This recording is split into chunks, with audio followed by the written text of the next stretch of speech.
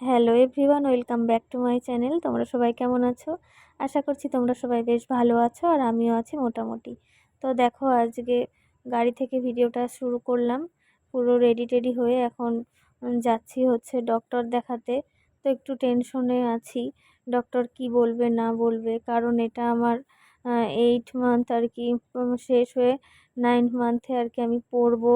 তো এইবার ডক্টরটা দেখিয়ে আসার পর হয়তো বা আর একবার ডক্টর আমাকে যেতে বলবে, তো কি বলবে না বলবে এটাই আর কি খুব টেনশনে আছি।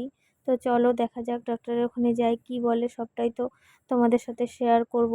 আর ডক্টর দেখিয়ে যাওয়ার ইচ্ছে আছে বোনের বাড়িতে। বোন বারবার করে বলেছে, দাদা বলেছে যেন তাদের বাড়িতে যাই ডক্টর দেখিয়ে, কারণ ওখানটায় আজকে খাওয়া দাওয়ার জন্য বলেছে আমাকে। যদি আর পরে না আসতে পারি তো সাধ খাওয়াবে। মানে সাধ বলতে আমাদের মধ্যে নিয়ম, মানে প্রথম আমার ছেলের বেলায় সাধ হয়েছিল, মানে সীমন্তন। আর সেকেন্ড বেবির বেলায় 7 মাসে সীমন্তন হয় না, একদম 9 মাসেই আর কি সাধ হয়। তো আমার শাশুড়ি মা সাধ না দেওয়া অবধি তো আর কেউ আগে ফার্স্টে দিতে পারবে না। তার জন্য বোনের বাড়িতে ওই আর কি খাওয়া দাওয়ার আর কি নেমন্তন্ন করেছে। মানে আর কি আমাকে আর কি রান্না বান্না করে ওরা আর কি খাওয়াবে, মানে কোনো নিয়ম করবে না, মানে সাধে যে পায়েস টায়েস করে সেগুলো করবে না। তো ডক্টর দেখিয়ে তারপর বোনের ওখানে যাব। তো এসে দেখি ডক্টরের এখানে আজকে বেশ ফাঁকাই ছিল, মানে আমরা অনেকটা পরে এসেছি। তো ফার্স্টে ভিড় ছিল হয়তো। তো ব্যাস ডক্টর দেখানো হয়ে গেল, ওষুধ নেওয়াও হয়ে গেল। এখন যাচ্ছি বোনের বাড়িতে। তো ডক্টরবাবু দেখে বলল সব কিছু ঠিকঠাকই আছে। নেক্সট চেক আপ আর কি আমাকে আবার 30 তারিখে যেতে বলেছে জুনের। তো সেদিনই আমাকে আর কি ডেট দিয়ে দিবে যে আমি কবে ভর্তি হব, কবে আমার ওটি হবে। তো আজকে হচ্ছে জুনের 5 তারিখ, আর জুনের 26 কি 27 তারিখে আমার একটা ইউএসজি করাতে হবে, আর 30 তারিখে গিয়ে ডক্টর আমাকে বলে দিবে ভর্তির ডেট কবে। আর তার আগে কিন্তু আমার বাড়িতে 9 মাসের সাধ হবে। তো তোমরা সাধের ভিডিওগুলো অবশ্যই দেখতে পারবে, আর কবে সাধ হবে না হবে সবটাই তোমরা আস্তে আস্তে জানতে পারবে। তো চলো এখন যাচ্ছি হচ্ছে বোনের বাড়িতে। শাশুড়ি মা অনেকগুলো আম দিয়ে দিয়েছে বোনের বাড়িতে দেওয়ার জন্য। আর এখান থেকে নিয়ে নিচ্ছি হচ্ছে মিষ্টি। তো মিষ্টির মধ্যে দুধ চমচমটাই বেশি ভালো লাগে, তার জন্য দুধ চমচমটাই নিয়ে নিব। তো তারপর যাব হচ্ছে বোনের বাড়িতে। এখন ওই 2:30 কি 3টার মতো বাজে। তারপর আবার বাড়ি ফিরে আসব, কারণ আমাদের রাত্রেবেলা না আর একটা নেমন্তন্ন আছে, তো সেটা আর কি গিফটও কিনবো এই মানে বোনের বাড়ি থেকে যাওয়ার পথে। আর কিছু আমাদের কেনাকাটা আর কি, আমার সাধের উপলক্ষে কিছু কেনাকাটা বাজার বাকি আছে। তো সেগুলো ভাবছিলাম করব, কিন্তু তোমাদের দাদা বলল আজকে শরীরটা একদমই খারাপ হয়ে যাবে এত যদি আমি আর কি জার্নি করি, মানে একবার ডক্টর দেখাতে আসলাম, এখন এখানে খাওয়া দাওয়া করে তারপর আবার যদি মার্কেটে কেনাকাটা করি, আবার বাড়িতে গিয়ে অনুষ্ঠানে আবার অ্যাটেন্ড করি রাত্রে, তো শরীরটা আর কি অনেকটাই খারাপ হয়ে যাবে। তো তার জন্য বললো আজকে আর কোথাও যেতে হবে না, কালকে আবার নিয়ে আসবো, তখন তুমি যা যা লাগে কিনে নিও। তো বললাম ঠিক আছে। তো এদিকে আসার সাথে সাথেই বোন কাকিমা দাদা বললো যে অনেকটা বেলা হয়ে গেছে, আগে হাত পা ধুয়ে খেয়ে নাও। তো দেখো আজকে রান্না করেছে দাদা পটল ভাজা, আলু ভাজা, ঢ্যাঁড়স ভাজা, মিষ্টি কুমড়ো ভাজা, কাঁকরোল ভাজা, শাক, তার সাথে হচ্ছে মসুর ডাল, ছোট মাছের চচ্চড়ি, খাসির মাংস, স্যালাড, আমের চাটনি, দই, মিষ্টি। তো সম্পূর্ণ রান্নাটা দাদা নিজে হাতে করেছে, আর এত টেস্টি হয়েছে না, মানে কি বলবো। আসলে আমার অনেক দিনের ইচ্ছে ছিল দাদার হাতে খাসির মাংসটা আর কি খাবো। তো দাদা এই জন্য আর কি বিশেষ করে আমাকে খেতে বলেছে, যে আর কি মানে আর কি আজকের আয়োজন করেছে, দাদা সমস্ত কিছু নিজে রান্না করেছে। আসলে দাদা না এত সুন্দর রান্না করে, মানে বলার মতন না। তো তার জন্য আর কি এখানটায় আজকে খাওয়া দাওয়া। তো আর কি সাধের মতনই আর কি সাজিয়ে গুছিয়ে আমাকে দিয়েছে বোন। তো বলছে যে তুই তুই যদি আর পরে না আসতে পারিস, শরীর যদি বেশি খারাপ হয়ে যায়, তার জন্য আগেই আমাকে খাইয়ে দিচ্ছে। তো চলো, তোমরা তো দেখতেই পেলে কি কি রান্না। তো এবার খাওয়া দাওয়া শুরু করি। কোনটা দিয়ে শুরু করবো? শাক? আগে শাক দিয়ে শুরু শাক করি। দিয়ে এই তুমিও বসো, তুমি বসে পড়ো, তারপরে আমরা চুপ করে যাও, চুপ করে আমি খাই নি, তারপরে হ্যাঁ খাও।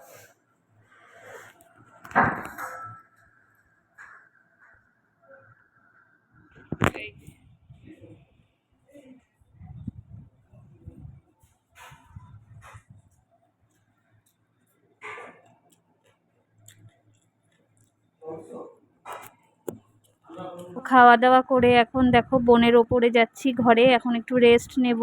তো বোন বললো উপরে গিয়ে একটু খাওয়া দাওয়া করেছিস, গিয়ে রেস্ট নে, পরে বাড়িতে যাবি। তো এখন এই যে তোমাদের দাদা আর আমি যাচ্ছি, আর বোনও এখন আসবে, তারপর দাদাও আসবে। তো সবাই মিলে বসে আড্ডা দিব, রেস্ট বলতে কি একটু বসে বসে গল্প করব সবাই মিলে, এই আর কি। তো চলো এই যে বোনের আর কি ওপরে আসলাম, এই যে বোনের ঘরে। তো এসিটা অন করতে হবে, প্রচণ্ড গরম জানো না আজকে। তো তোমাদের দাদা এই যে এসিটা অন করছে, তো এখন একটু বসে বসে রেস্ট নেব, মানে একটু আর কি শরীরটা আর কি বিছানাতে দিব। খাওয়া দাওয়ার পরে না আর পারি না।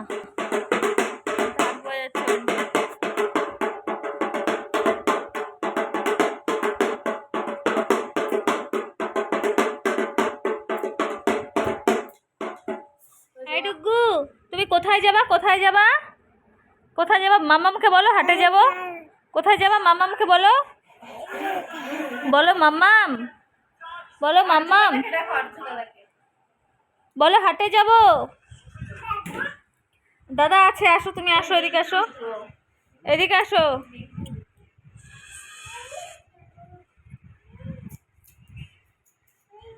এই যে, আর এই যে ডুগু, এই ডুগু, আবার দিব, আবার দিব তোমাকে, আবার দিব, হ্যাঁ দাঁড়াও। এই যে নাও, এই নাও। ওরে বাবা, ওরে বাবা, ওরে বাবা। ওই যে পাপা ডাকে, পাপা, এটা নাও। চলে গেছে।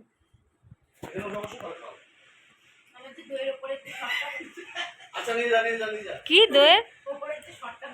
ওটা ভাল লাগে। তো বোনের বাড়ি থেকে বেরিয়ে পড়েছি, যাওয়ার সময় দেখো তালের শ্বাস নিল তোমাদের দাদা, এটা আমার খুব খেতে ইচ্ছে করেছিল তার জন্য। আর তখন ভাত খাওয়ার পরে না দই মিষ্টিটা খেতে পারিনি, তাই দাদা বলল উপরে গিয়ে রেস্ট নাও, তারপরে যাওয়ার আগ দিয়ে খেও। তো তাই তার জন্য আর কি দই মিষ্টিটা পরে খেয়েছি। আর এখন দেখো এই যে এই জামাটা কিনে নিয়ে এসেছি অন্নপ্রাশন বাড়িতে দেবো বলে, একটা পুচকি আর কি তার অন্নপ্রাশন মেয়ে, তো তার জন্য একটা ফ্রক নিয়ে এসেছি সুন্দর, খুব সফট কাপড়টা। তো কেমন হয়েছে জানিও। তো চলো তোমাদের সাথে আবার পরে দেখা হচ্ছে। ডক্টর দেখিয়ে এসে একটু রেস্ট করছিলাম, তারপর এখন যাচ্ছি রেডি হয়ে। এই যে দেখো একটা অন্নপ্রাশন বাড়ি আছে সেখানটায়, তো যেতে চাইছিলাম না, সবাই বলছে যেতে, তার জন্য এই যে রেডি হয়ে নিয়েছি, শাড়ি পরিনি। তো এখন হচ্ছে বেরোবো, তো চলো এখন বেরোনো যাক। আর সবাই চলে গেছে, তোমাদের দাদা গাড়ি বার করেছে, তো চলো এখন যাই।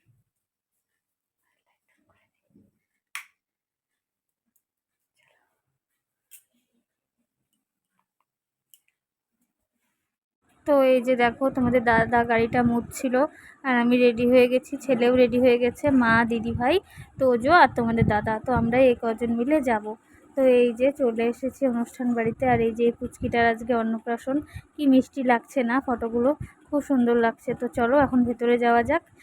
তারপর এই যে দেখো ভেতরে এসে গিফট দিয়ে বসে পড়েছি খেতে, অনেকটা টাইম ওখানটায় গল্প করলাম সবার সাথে, তারপর এখন খেতে বসেছি। তো মেনুতে ছিল এই যে এগুলো, তোমাদেরকে দেখিয়ে দিলাম। তো এদিকে বসেছে তোমাদের দাদা আর তোজো, আর এদিকে ছেলে আর আমি, আর ওই যে পেছনে তোমাদের দাদার পেছনে বসেছে দিদিভাই আর হচ্ছে মা। তো কারণ আমাদের 6 জন তো একটা টেবিলে ধরবে না, তার জন্য দিদিভাই আর মা ওই আগের টেবিলে বসেছে, আর আমরা 4 জন। তো রান্নাবান্না সিম্পল ছিল, খুবই টেস্টি ছিল, ডাল, পাঁপড় ভাজা, স্যালাড, মাছের মাথা দিয়ে একটা সবজি করেছে যেটাকে আর কি ছেঁচড়া বলে, তার সাথে করেছে হচ্ছে ফ্রাইড রাইস আর মটন কষা, আর আমের চাটনি, দই আর মিষ্টি। তো খুব সুন্দর রান্নাবান্না, সিম্পল গরমের মধ্যে। তো চলো আজকের ভিডিওটা এই পর্যন্তই, টাটা।